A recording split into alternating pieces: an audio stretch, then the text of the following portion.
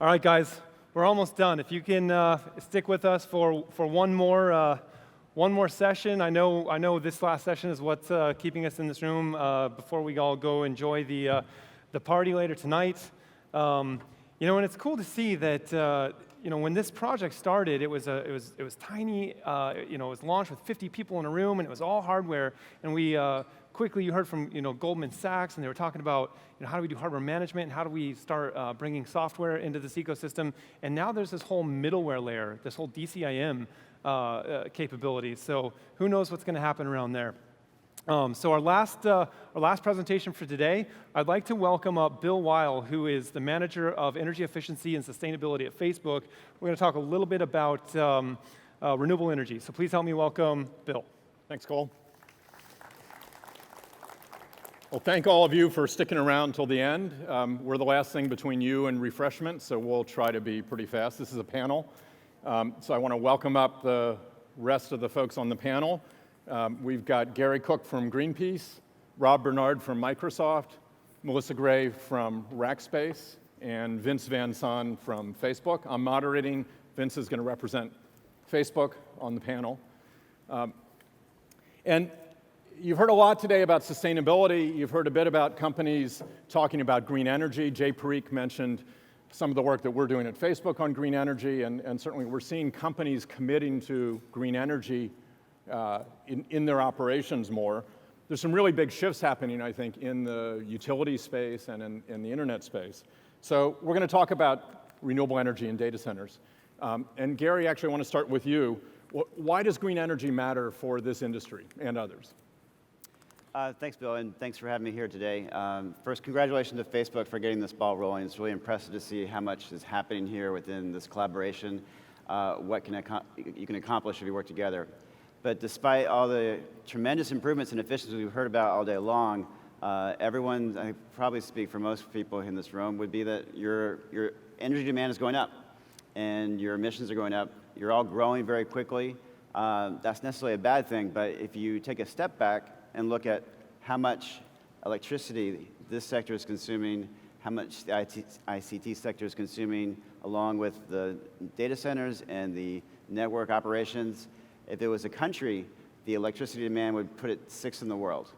And so that's significant. And if everyone's highlighted today that we've just begun to tap the world's population in terms of bringing people online. We're about to go to 5 billion in some short number of years, if predictions hold true. And so that means your energy demand is going to go up. So it becomes really, really important where that energy comes from. From our Greenpeace's perspective, this is critical infrastructure. If we're going to transition to a renewable energy economy, this infrastructure needs to be powered with 21st century energy technology and not older technology. And so it's really exciting to see. We've seen a lot of change in the last 2 years, a lot of companies stepping up, companies on the stage really trying to move the needle on not just efficiency, but where their energy comes from.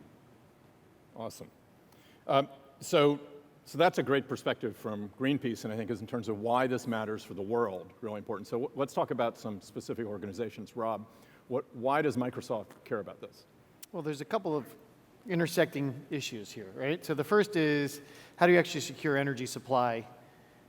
We'll get to green in a second, but when we show up, as Gary points out, these are large energy demands, right? So if we're relying on a 20th century infrastructure and we want to run a 21st century business where we know that capacity is going to grow, density is going to grow, and things are going to change, you have to really think differently about energy supply and energy use, right? So that's sort of, how do we work with utilities? How do we think about our place in sort of the energy sector? The second piece, which is where, as a sustainability person, I spend the majority of my time thinking about, and our data center guys have spent increasingly large amounts of time thinking about, is, well, what's the makeup of those electrons, right? And so we've done a wind power deal in Texas, and we're looking at fuel cell stuff, and we're looking at all sorts of, we put out a paper recently about what if you actually did fuel cells right to the rack itself. Lower carbon, still not zero carbon, right? So there's still progress to be made there. But how do you actually think about the mix of the fuel sources and the energy, and also reduce transmission loss and all the sort of conversion loss that happens in the data center? And the third area is, regardless of sort of what you do in that second area around the type of electrons, is how do you dramatically drive down electron use per transaction?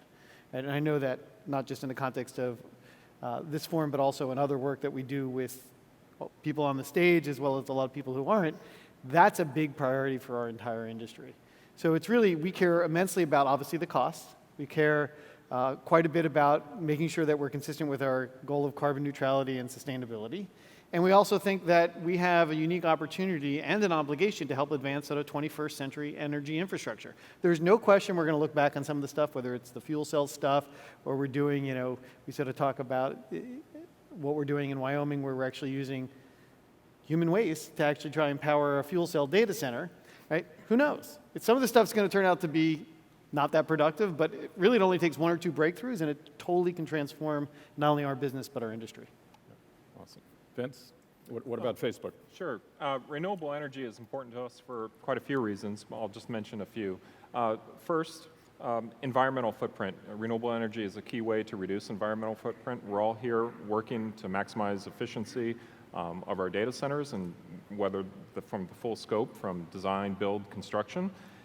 And that's part of our DNA, but we do have to consume energy, and so we spend a considerable amount of time and effort hunting for those renewable energy resources that fit. And when I say fit, that means cost competitive, scalable, replicable. We can do a one-off, but we're really not trying to do just a one-off, because we're looking for solutions that other people can add to and build on and learn from, and then they can use those solutions at their data centers as well. And then also, renewable energy is important because in some situations where we can kind of get all the stars to align, where we do a data center location and a renewable energy project that's associated with the data center, we can really make a much larger impact from an economic development perspective and from a societal benefit perspective. Because for example, if you have wind on an average megawatt basis, the additional investment is about $4.5 million and up per megawatt. And so for a large enterprise scale data center, that can be a big thing to the community over and above the data center itself. Awesome.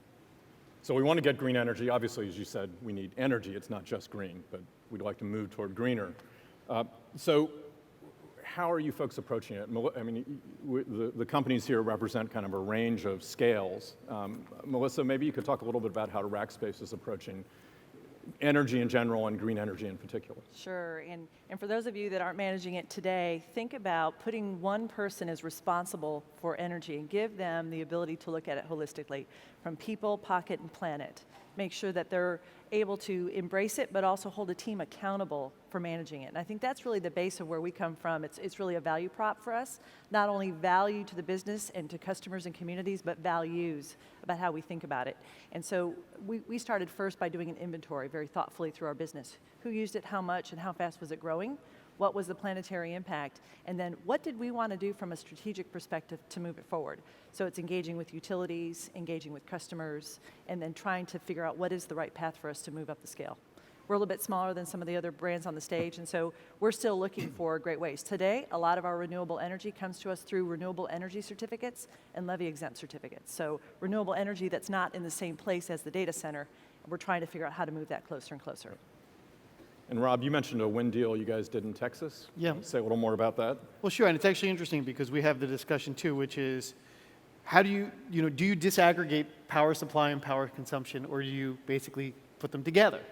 And, we've had this conversation with Gary for 4 or 5 years, right? And now we're actually doing different experiments. And the challenge is there's pros and cons of both, right?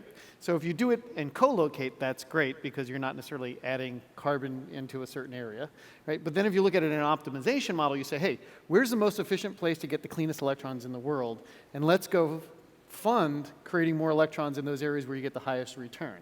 And there's really not a right or wrong answer because everybody's sort of pursuing different models. But in our case, what we did is we were kind of close. Right? We're in the same grid, we're in the same area, but we're not exactly consuming the wind power itself, but we're agreeing to offtake all the energy. And we'll see. We're going to keep playing with this model, like I said, in Wyoming. We're doing this experiment right near our data center. And in other places, we're kind of, frankly, lucky that we're 3 power poles away or so from a big hydroelectric dam in Quincy, Washington, right? But those are really, really hard to find. And sometimes you get lucky and you can find them, or you can be an early mover. But, I think, in general, any way that our industry is helping to create more green electrons is a great thing, and we can keep figuring out how to best optimize that.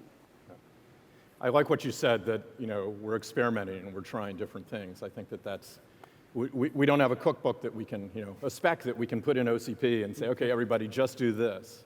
So there's still experimentation going on, but there definitely are things that work. But I'm curious, Vince, you've been doing a lot with other folks around this industry and others and with utilities. How can industry work together to actually try to move this a lot faster? Yeah. I think there's a tremendous opportunity, and as I was sitting through the sessions today, I realized that really our industry situation with respect to renewable energy is no different than open compute. Imagine Frank's slide earlier this morning where you had customers, suppliers, and technology. And just replace the titles a little bit and say technology is renewable energy resources. Suppliers, instead of having 3, well, in most cases you have 1, and the barriers are even greater because of all kinds of regulation. And then, of course, the customer base. And so I think the 3 C's that were talked about, especially collaboration being the key one, is the way to work with utilities. Utilities, a lot of people can be a little hard on them, and they grew up a certain way because of regulation. You've got to understand they're in an industry that has, frankly, no financial upside beyond regulated returns. And so with a little bit of an appreciation of where they're coming from and then collaborating with them, I think a lot of good solutions could come out. And so aggregating our needs with other needs of other consumers, whether within the industry or across sectors, and then sometimes it takes other parties, like environmental NGOs or other people, good, solid stakeholders at the table to help convene these discussions. And then out of that collaboration comes things like green tariffs. And also, I think it's important that people don't necessarily shoot for the moon on the first step. There was a couple great slides about taking small steps, and the utility industry is not one to iterate usually and take like little risks and steps. So they usually do big things. And doing pilot programs for renewable energy is a great example. Learn by doing is what I really suggest here for utilities and for the consumers. Yeah, the culture impedance mismatch, if you will, between the internet industry moving fast, iterating, innovating, and the traditional utility industry, which is risk-averse, slow-moving.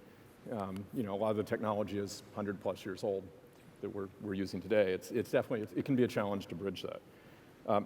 So I want to particularly mention, for those who are interested in engaging in renewable energy for your companies, for whatever operations you've got, there are several groups that are working, convened by Business for Social Responsibility, the World Resources Institute, that are working with utilities. We're part of it. Microsoft's been part of some of these. Rackspace has been in some of these discussions.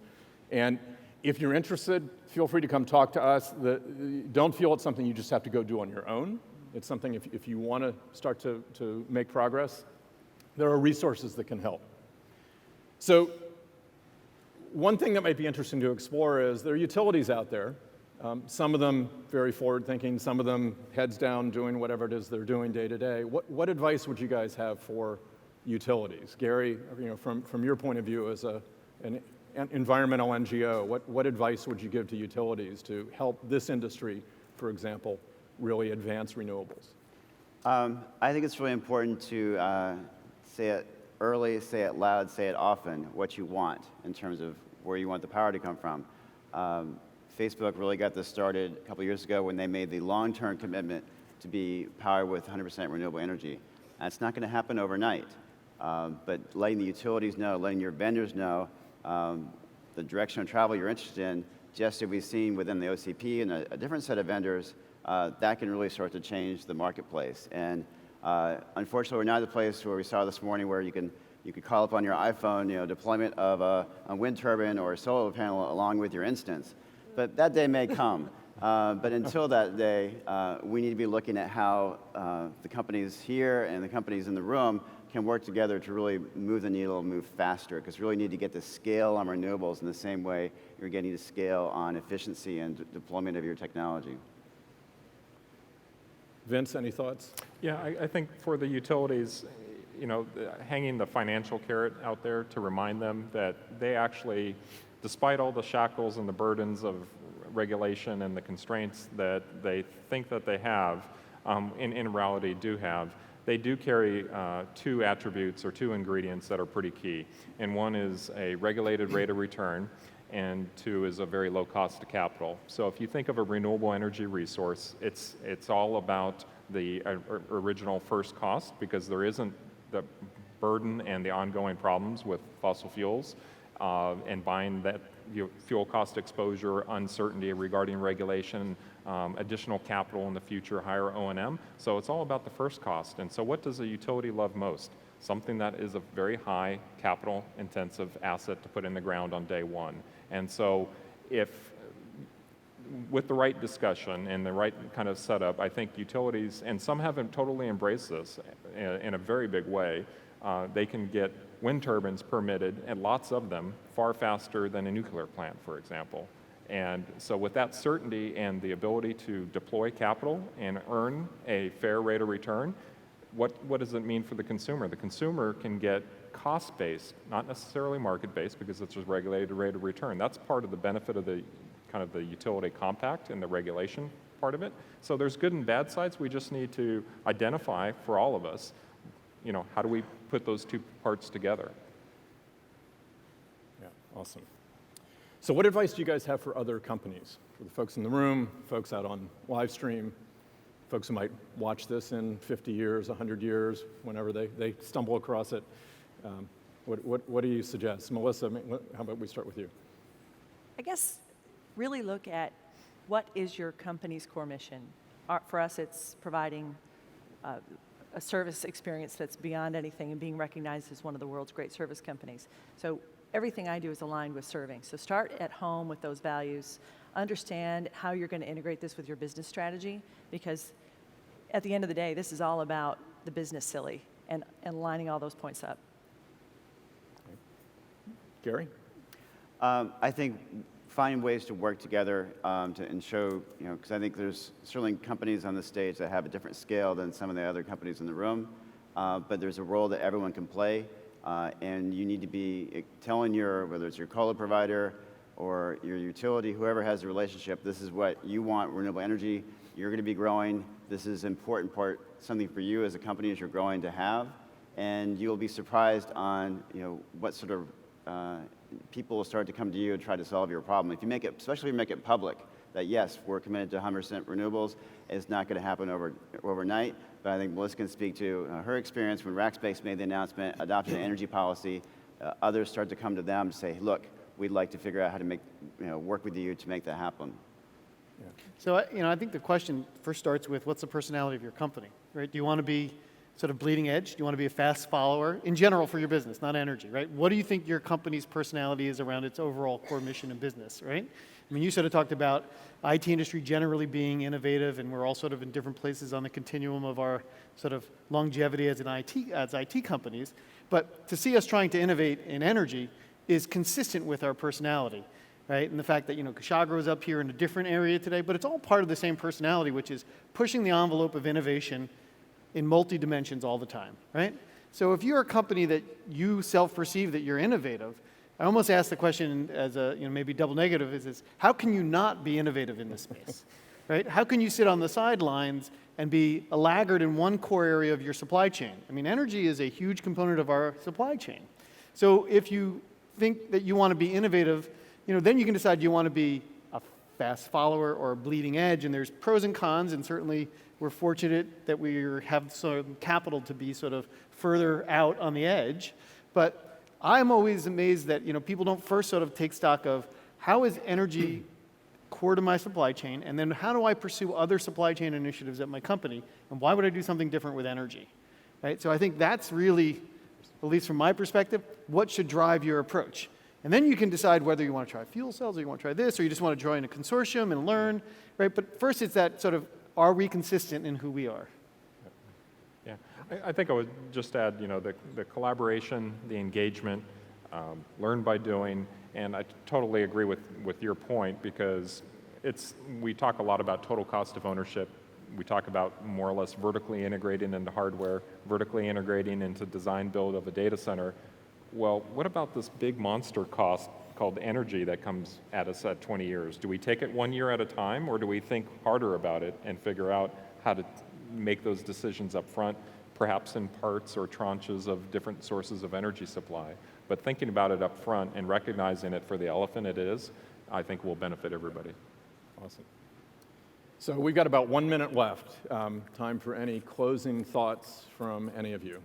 Why don't we go this way? So anything you want to add beyond that? I would just re-support your comment about, I think open compute is awesome. This is my first open compute after changing industries. And I think there's a tremendous opportunity there to apply some of the principles from open compute to renewable energy. You know, I say, our view is, I think this is inevitable. 21st century is here, the transition's going to happen. I'd like to think that our industry can help catalyze a lot of the advances. So the more people that want to join, talk to us, Microsoft, or talk to anybody on the stage. You know, our Bernard at Microsoft, we definitely want, this is a team effort from the IT industry. This is not each individual company, you know, so join us.